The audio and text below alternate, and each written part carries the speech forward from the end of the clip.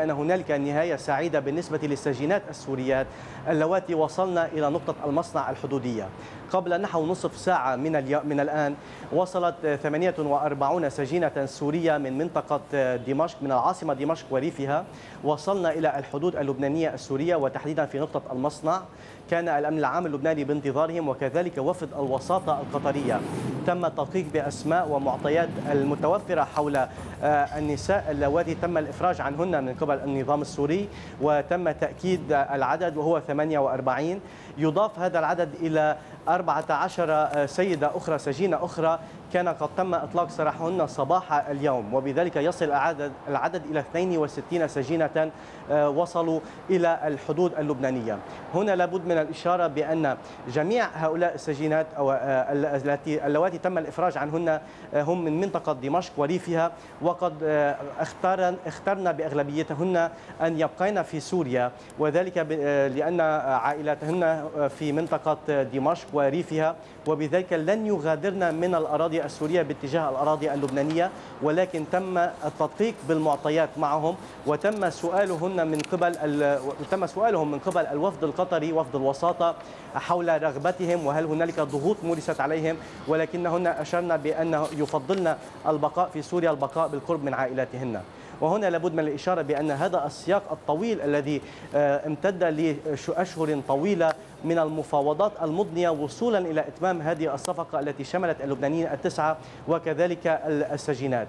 هنالك بعض المعطيات التي تشير بأن العملية لم تنتهي، لربما هنالك دفعة أخرى من السجينات قد يصلن أيضا إلى الحدود اللبنانية السورية، ولكن حتى الآن ليس هنالك من معطيات دقيقة حول أسماء أو حول العدد المتوقع وصوله. وهنا لابد أيضا من الإضافة بأن كان هنالك محاولة من جهات معينة الفصل ما بين موضوع اللبنانيين التسعة وربطهم فقط بالطيارين التركيين حيث تم الإفراج عنهم قبل أيام، ولكن من الواضح بأن من سعى أن يفكك هذه المبادرة إلى مبادرتين يجد اليوم نفسه بأن هنالك سياق واضح، هنالك صفقة متكاملة أضلع ثلاث، لم يكن هنالك من تجزئة بالنسبة لهذه الصفقة. هنالك الضلع اللبناني المرتبط بالتسعة المعتقلين، هنالك ما يتعلق بالسجينات السوريات وكذلك ما يتعلق بالطيارين التركيين. لذلك يمكن القول بأنه حتى الآن هذه المبادرة التي قامت بها قطر وصلت إلى نهاية سعيدة، وهي في مسارها لربما ستشمل مجموعة أخرى من السيدات أو السجينات السوريات. وهنا لابد من أن ننتظر مقبل الأيام لكي نرى إلى أي رقم سيرتفع عدد السجينات المطلق سراحهن. مازن، ذكرت بأن بعضهن وصل إلى المصنع على الحدود مع لبنان، هل تسنى اللقاء والكلام معهن للوقوف عندما تعرضن له في أثناء الاعتقال؟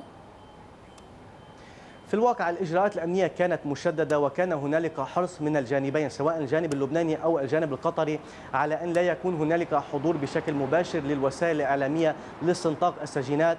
بعض السجينات معتقلات منذ سنوات طويلة، لذلك كان من المفضل بالنسبة لوفد الوساطة القطرية وكذلك بالنسبة للأمن العام اللبناني أن يتم وضع هؤلاء السجينات في قاعة كبيرة تم الحديث معهن عن أوضاعهن ما تعرضوا له، ولكن لم يتسرب حتى الآن معطيات وتفصيلات ترتبط بما تعرضنا له خلال سنوات أو أشهر الطويلة من السجن في سوريا. مازن، أيضا من جرى إطلاقهن؟ هل هن ناشطات أم زوجات وأمهات لناشطين أم ماذا؟ المجموعة كبيرة وحتى الآن لم يتم فرز جميع الأسماء، كنا نبحث من بين القوائم عن أسماء لافتة وبارزة، ولكن حتى الآن لم يكن هنالك أسماء بارزة لناشطات. كان يجري الحديث عن بعض الأسماء لا سيما طل الملوحي أو غيرها، ولكن حتى الآن من تم إطلاق سراحه إنما بعضهن ناشطات والبعض الأخريات هم من العائلات التي تم احتجازها وإلقاء القبض عليها أثناء المسار الطويل للثورة السورية التي انطلقت قبل نحو عامين ونصف.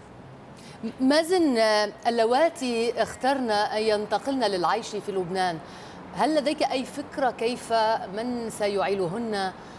أين سيسكن؟ ما المعلومات عن ذلك إن توفرت؟